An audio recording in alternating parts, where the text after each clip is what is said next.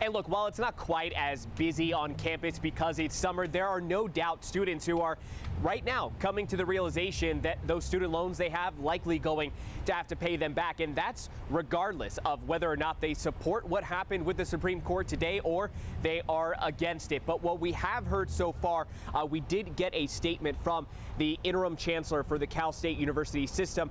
They said in part, quote, "We recognize the financial relief a different decision would have yielded and affirm our longstanding commitment to providing an accessible, affordable, high-quality education." So, with a lot of people realizing that their student loans are going to have to likely be paid off or at least start to make payments, there are some things that everyone should do, regardless if they're in school now or having already been graduated or already out of school. You could start by logging into the federal student aid website to see which servicer currently has your loan, because that could have changed during this payment pause. From there, you also have to set up automatic debit again to pay your monthly loan bill. You should do that. That's even if it was authorized before the payment pause, and check your balance. Maybe even consider changing your repayment plan based on your current job status. Now, as for our little tour here of San Diego State, we did run into some students. They admitted to us, hey, we don't currently have loans at this time, but we do think that the cost of college has gotten way too expensive. Even